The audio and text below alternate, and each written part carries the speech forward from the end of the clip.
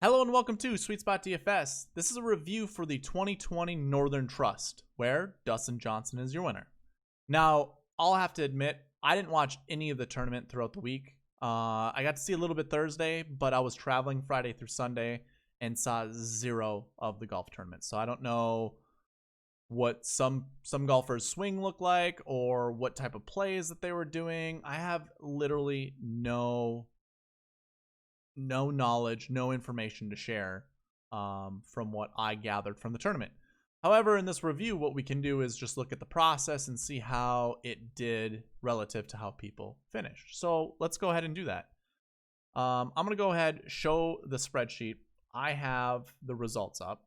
This is the Northern Trust. You can see TPC Boston 2020. DJ won at 30 under. Have we seen this before? No, not typically. Not on the PGA Tour, not for this tournament. That was insane. 30 under. Everyone was kind of figuring 20 under was going to be the winner.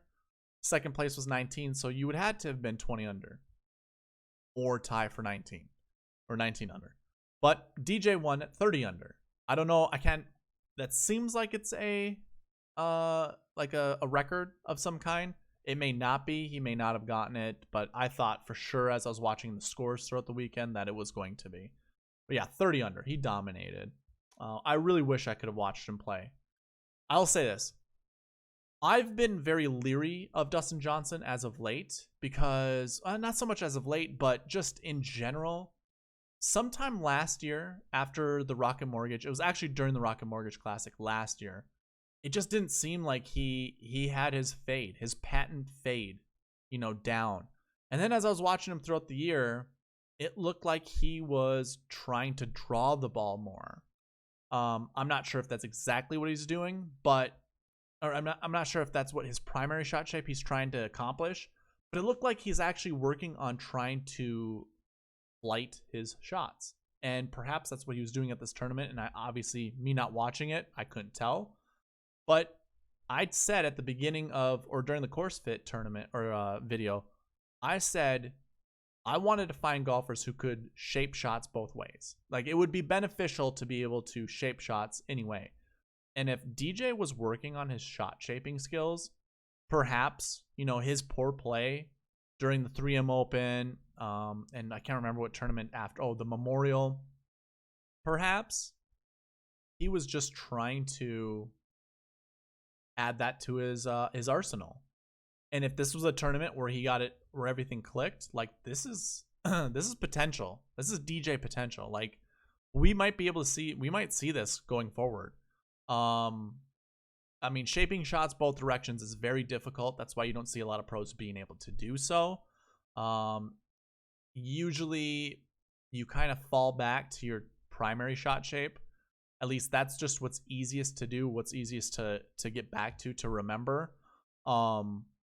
So I don't know. I wouldn't say put all of your eggs in the DJ basket, but seeing a result like this is amazing, especially if he is trying to shape shots both ways. Again, that's what would have benefited him at this course. Unless he just bombed it, so far that he was just wedging it close. And again, when DJ was on with his wedges back in 2017, 2018, where he was just dominating, at least prior to the Masters debacle where he got injured, he was on fire throughout the entire, every tournament he played, he was doing well. So it might be worth noting, DJ could be back on track. So yeah, you can see the rest of the scores. It was a pretty low scoring affair. A lot of golfers up here in that, 13 under and better, all the way to 19 under range. So it looked good.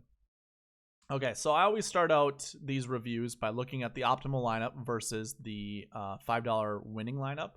And I see that I didn't calculate the salaries, so let me just go ahead and do that right away. I think I knew what it was.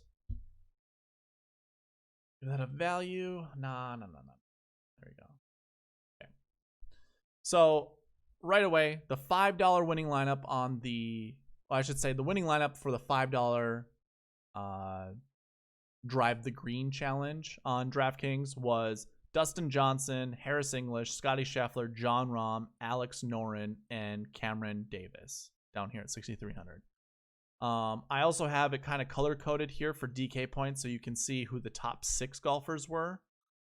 Typically, that's how I determine, or at least I try to determine the optimal lineup just kind of by doing that. Obviously, we couldn't because of price. You couldn't add John Rahm with the rest of these guys and find anyone to fit. If you were to do so, you'd be looking at $5,000 left over. So, the optimal lineup are all of the golfers with a little black tick mark, top right corner. Dustin Johnson, Harris English, Danny Berger, Scotty Scheffler, I screwed that up. Scotty Scheffler, Mackenzie Hughes, and Victor Hovland. And the $5 winning lineup was 722 points. The optimal lineup was 738. So only 16 points separated the two, which is phenomenal for the $5 winning lineup. So, I mean, there was opportunity to win, and it wasn't like you had to do something drastic by leaving a lot of money on the table. $49,900 isn't terrible. And the winning lineup, this is the lowest that I've seen it in a while. $49,500. Now, that's only leaving $500 on the table, but most of it's always around $49,900 or $50,000. So yeah, that winning lineup was super close, and Cameron Davis getting him 97 points, who finished 29th. Obviously, he just had one round where he didn't do the greatest, but a lot of scoring out of Cameron Davis. So this was your optimal versus the winning GPP lineup, and it was close. A lot of players kind of the same, were shared. Obviously, I forgot to mention this, but golfers that are highlighted in the blue, that's the $5 winning lineup. So, all right, let's go ahead and look at the DK page. And really the first thing I want to talk about before we look at stats going forward is basically the sweet spot percentage. I have to admit I screwed up. I was calculating something wrong, and I actually realized something else was wrong in my calculation. So I'm just going to go show you what it is, what I calculate, what I try to do. It might actually benefit some of you guys who are trying to do this yourselves. So basically, I kind of just add my own scoring to what these values mean. I'm not going to click in there and show you what it is. But these are kind of what I'm adding, and then I'm multiplying over here kind of by just the top 20 stats. So if you had 0, I just gave you 1. It's this column plus 1. That was the multiplier. What I screwed up with was the overall grass. Because Scotty Scheffler should not have 10. He should have more. I also screwed up with tournament history and course history, because if you didn't have any, I either gave you 10. What did I have in there? 20 was the other one. So, I mean, he would have gotten 10 more points. It's possible his score would have been better, but I did screw up. So these values over here on the left, really, I mean, they might not have meant anything to you before, but they also kind of are false. But the original one, you would be looking at these columns. So I did 3 models. I did one by salary, I did one just by bucket combination, and I did kind of a combination between the two. Actually, no. Never mind. I'm sorry. It's not so much a combination between the two. It's the average between the two. That's what that is. So as you can see, sweet spot percentage for Dustin Johnson was 15. His bucket combination gave him a 16. His salary gave him a 14. And that kind of goes down the rest of this. Now you can see in salary 2, bucket combination 2, and sweet spot percentage, the numbers change. And the numbers change because I was actually adding up the wrong field. So I kind of already showed you, I mean, it leads to a score. This score actually was the combination of all of this together, which was obviously wrong. It shouldn't be that. It should just be the line that it's trying to add. So I was getting some really rounded numbers, and that kind of led, what I really wanted to do was find more of a disparaging number, an outlier, if you will. So I wanted to find, something that was closer to 30 or something like that. And really, this is just giving me a confidence rating as to who to go or who to play in my lineups. So the original one was 15%, so 15 out of 100 lineups, which I thought was fantastic. I mean, I'm not, obviously DJ won. In those 15 lineups that I would have owned him, who knows? Maybe there would have been one good lineup, and, when I add, it depends on what contest it is. Maybe I win. You know, maybe I win big, maybe I don't win big. You know, who knows? But that's part of my process. I'm not looking to hammer down on one or, you know, I'm not looking to hammer down on 6 golfers and just make one lineup for all my contests. I like to basically use the bucket system, add those players, you know, the high owned players, and then try to figure out who I'm going to combine them with. You know, I try to do it as quick as possible, basically. So, as you can see, that is kind of, I mean, that's exactly what this was.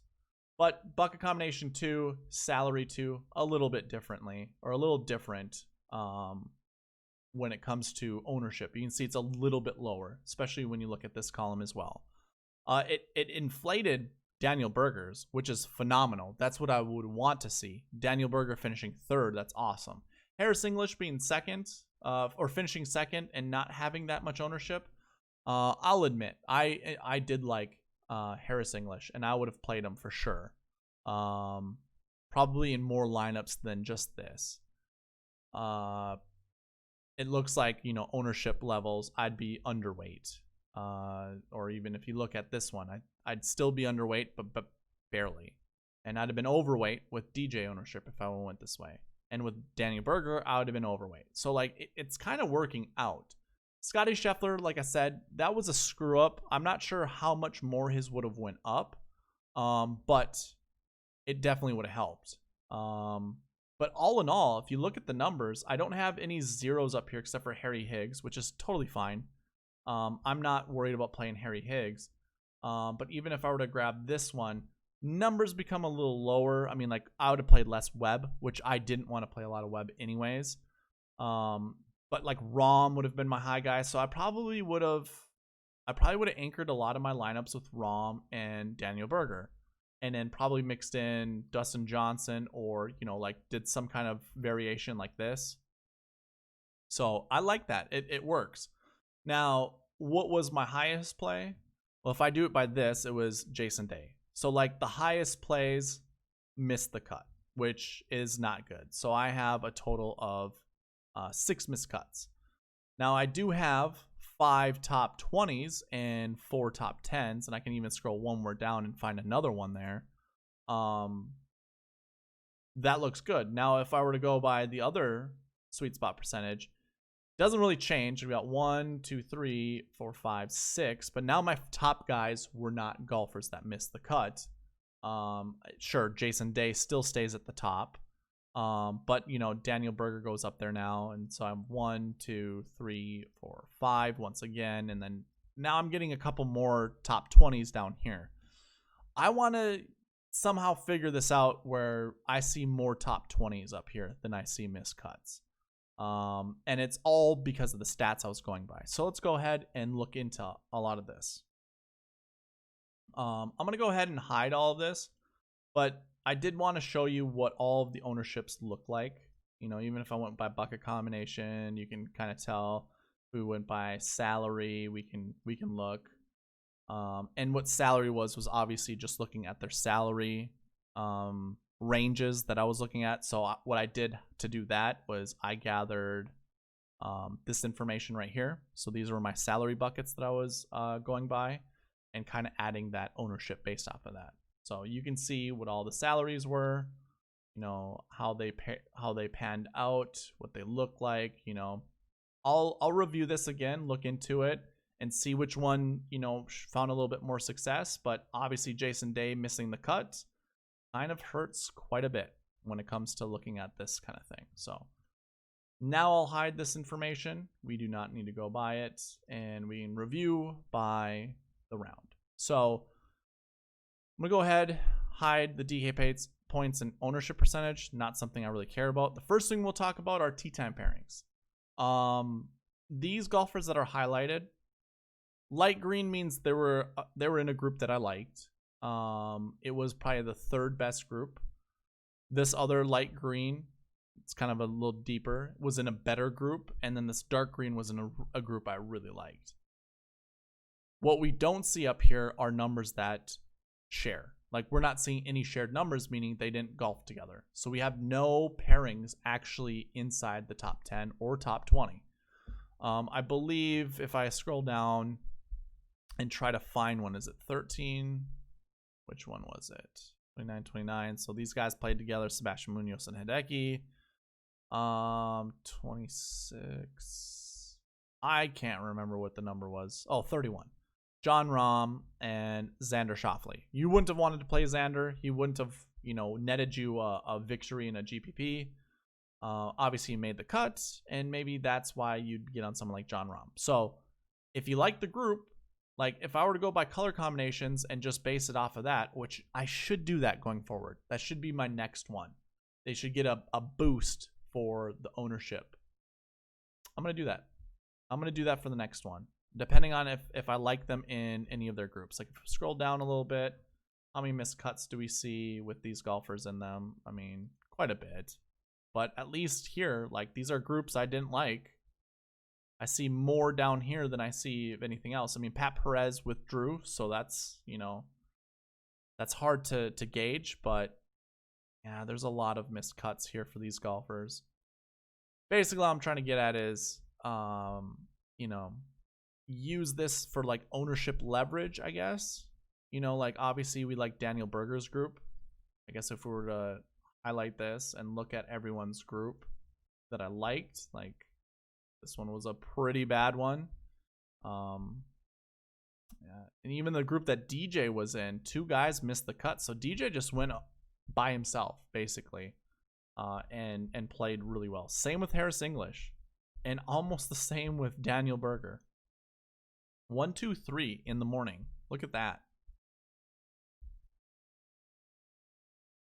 Interesting. This dark green would be another one. Webb finishing 6th. I mean, like, of the groups that I've liked, at least one golfer. Oh, not so much there, but Kevin Kisner played well. And the red means that he's a golfer I liked, but in a group I didn't. So seeing Kiz, that looked good. There's a top 20. Not so much there. Here's a top 20. Really a top 10. Another top 10. Here's a good group that you could have played a lot of golfers with. Like, that would have been decent, even if you paired all 3 of them together, which I wouldn't recommend, but pairing 2 of them together, not so bad. Here's a good one that just did not do well. Sungjae just did terrible on Thursday. You know what? I'm not going to really talk a lot about this. I just want to go through all the tee times so you guys can see it, and try to determine by yourself, how you feel about it. So that's the end of that. Not a lot of pairings together. You can almost make this argument, but not really. Okay, so those were tee times.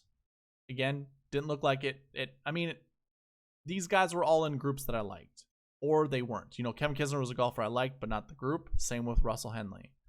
But all these guys were, top 10. So it kind of it pairs out, or it pans out. Let's go ahead and hide all of this. Not going to really look at odds. Not going to look at official world golf ranking, fantasy points per game, or value. You guys can look at it right now. Let's go ahead and hide this. So here's the thing that I messed up with Scottie Scheffler. And I would say anyone else that has blanks. I didn't account for that in my modeling. So the model kind of was just like, oh, I don't know what to do with this. So gave it a number that I didn't want, because it would have equated to tournament history shared with like someone who had an 85, essentially. The one thing I do want to point out or to look at is, what was the difference between course history and what was the difference between tournament history? I really liked golfers that had both. I really liked these golfers here. I did play a lot of Louis. I played some Rahm. I didn't play any DJ. I screwed up on my lineups, honestly. It was Wednesday night. It was late, and it just wasn't good. But either way, when there were 2 that were together, like, I really liked that. But obviously, seeing one or the other, I just paired up. Like, I would look at a different stat. So maybe I would look at something like this and then try to pair it with grass stats, or any of the other stats over here. Which obviously Mackenzie Hughes didn't look good, but his bucket combination was good, and therefore, I you can't see the sweet spot percentage, but he was one of the higher ranked sweet spot guys under 6,900. So anyways, yeah, course history. I guess let's scroll through all of it. Course history. How many top 20s we see? We see 4. So course history didn't really, if you went strictly by course history, didn't really work out for you. How about tournament history? Less missed cuts, it looks like, but, still only 4 top 20s. So really, tournament history and course history didn't really play a huge factor. Looking at recent form, okay, we see 6, and most of them are in the top 10, so that's really good to look at.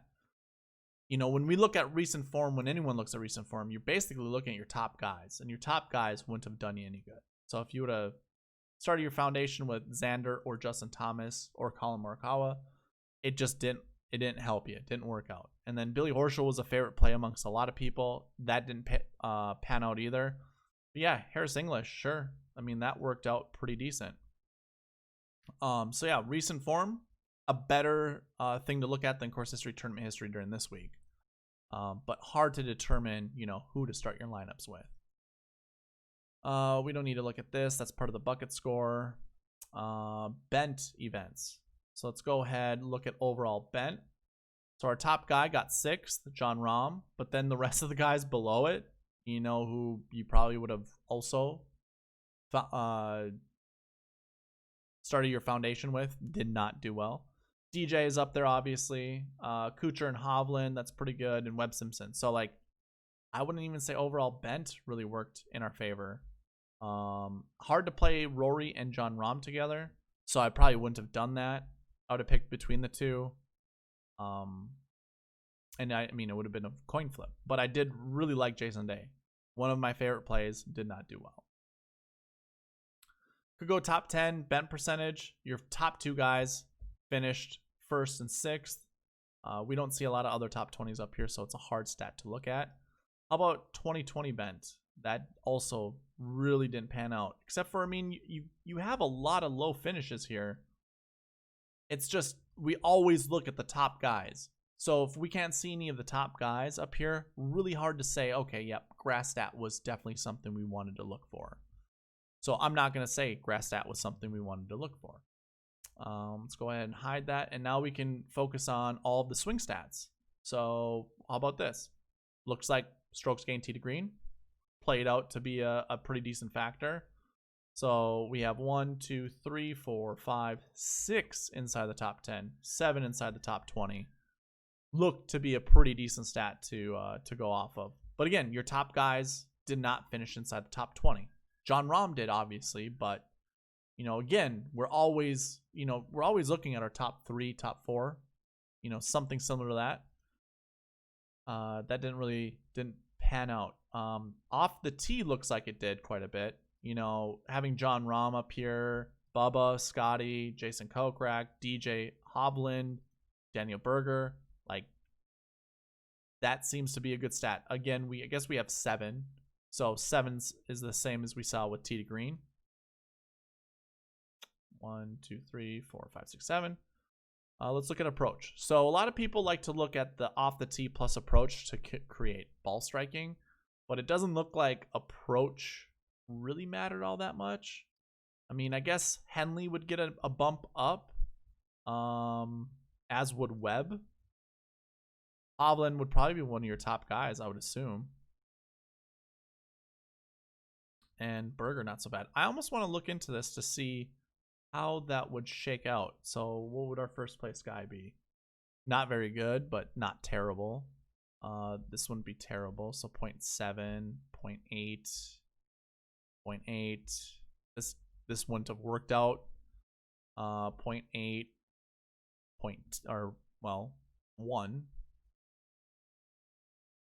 Not so much here, but obviously Russell gets a little bit of a bump up.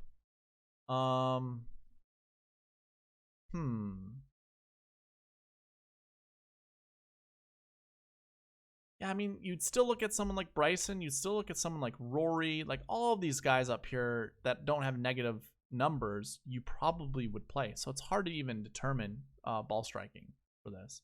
I'll have to try to create that for next tournament. Around the green did not matter. I mean, it really didn't. Sure, maybe for the guys that did finish in 20, you can make the, or 20th place, you can make the argument, but that was not a stat leading into this tournament that seemed to matter. Putting is surprising. We see 6 stats inside the top 20, or 6 golfers inside the top 20 that were top 20 for the stat. Obviously, that's Kuchar, Simpson, Berger, English, Hughes, and Kisner. So, not terrible. Did green and reg matter? I mean, our top guy finished in the top 10, so that actually works out. Harris English, Webb, that's basically it. Proximity. Coming into the tournament, didn't really look. I mean, we're seeing a lot of the same golfers now, which I guess maybe, well, I mean, Hovland wouldn't have been up. Well, we wouldn't have cared about around the green or putting. I wonder. Let's see, hold on. Okay, so no, we had enough guys that had positive putting, top 20 putting inside the top 20. That would have mattered. You couldn't really skip out on that. Approach, maybe, but off the tee to green, that kind of stuff, that actually played a factor.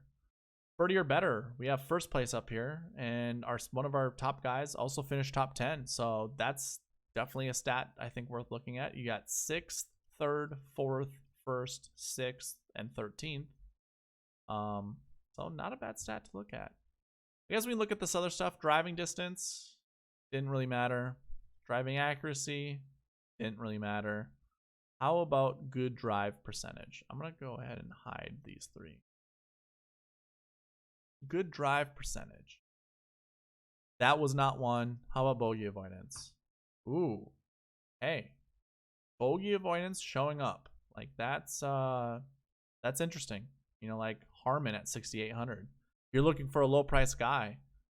68, 89, 73, 10. Interesting. So would we want to pair that up with something perhaps?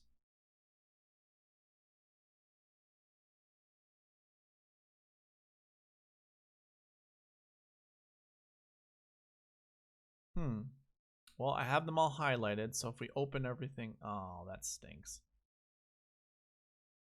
Suppose I should have known that was going to happen.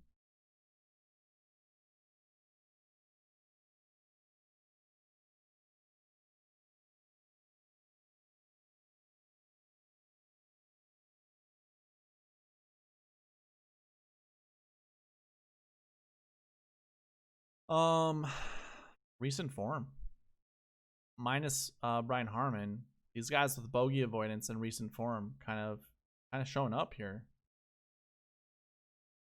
Grass stats didn't really look to be all that convincing. Neither did 2020. I mean, just grass stats in general. Off the tee, everybody but Brian Harmon was top 20. So top 20 tee to green and bogey avoidance was pretty big.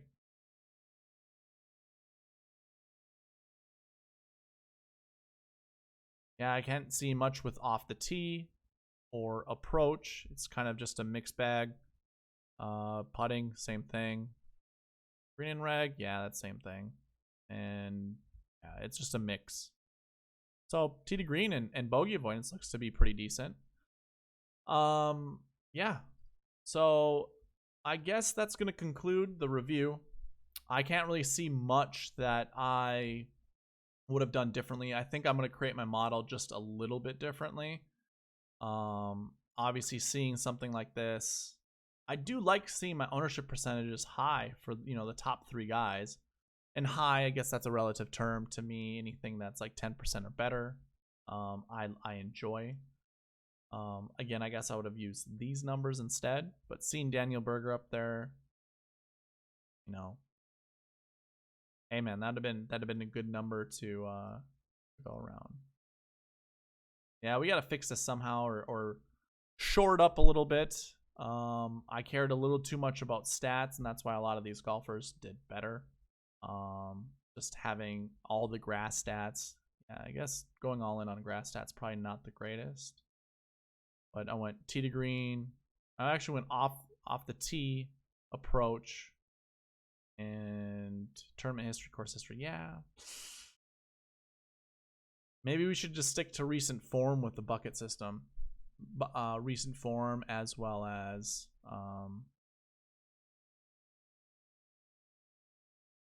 actually, yeah, we'll see. I have something in my head. I'm not gonna share now, but I'll definitely try to share during the preview of the next movie or the next video. So with that, thank you guys for watching. Hope you liked it. Please comment, subscribe, like, all that good stuff, and I will see you during the preview, or I should say the course fit video for the BMW Championship. All right, see you later.